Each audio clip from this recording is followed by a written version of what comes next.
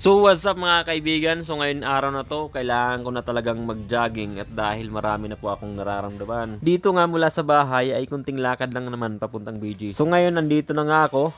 Alas 5 pa lang kaya konti pa lang yung tao. Una sa lahat, kailangan natin magkunwari, kailangan natin exercise. Kunyari, paikot-ikot ng baywang, paikot-ikot ng baywang, paikot-ikot ng baywang. Susundan natin ang paikot-ikot ng ulo, paikot-ikot ng ulo. Kaya maraming ulo na pinapaikot. Ayan, ituloy lang natin lokohin yung sarili natin. Ayan, lokohin natin yung sarili natin. Dito, gagawin naman natin kung anong ginagawa ni Goku.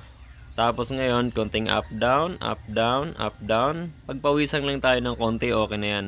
Pagkatapos nan, gawin natin helicopter ang ating dalawang kamay. Pabalik, pabalik naman, gawin helicopter. Yung push-up ko na yan guys, nga pala naka 20 din ako kahit papano. Kahit hirap na ako dyan. Dati basic lang sa akin yung 50, pero ngayon hirap na ako sa 20. Kaliwa, kanan, kaliwa, kanan, kaliwa, kanan, kaliwa. So ayun nga, hirap na nga ako mag-set up. Mas madalas na nga kasi akong nakahiga na lang, nakaupo sa bahay. Ayan, ituloy lang natin lokohin yung sarili natin. Ayan, lokohin natin yung sarili natin. So ito nga pala guys, yung pagja-jogging ko, kahit kunti lang yung na-record ko, nakailang laps din ako kahit papano. Hindi ko lang siya nakunan kasi baka mawala yung cellphone ko, wala pa akong pampalit. Mahirap na, di ba? Pagkatapos nun, medyo maliwanag na, kaya ituloy lang natin lokohin yung sarili natin. Kasi wala naman tayong ibang niloloko, kundi yung sarili natin. So itutuloy lang natin yan, paulit-ulit. Lokohin lang natin yung sarili natin.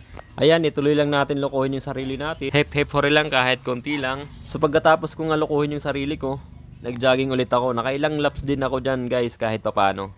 Nakailang ikot din ako dyan. Tapos magkunyari kang marunong magboxing. Kaya ayun, suntok lang ng suntok. So ayun, tapos na nga ako mag-exercise, mag-jogging at saka kung ano-ano pang kalokohan sa sarili. Nag-iisip ako dito sa gilid kung anong gagawin ko. Naisip ko kakain ako ng marami mamaya tapos matutulog. Kasi sayang din naman yung nabawas na timbang sa akin. So ayun lang guys.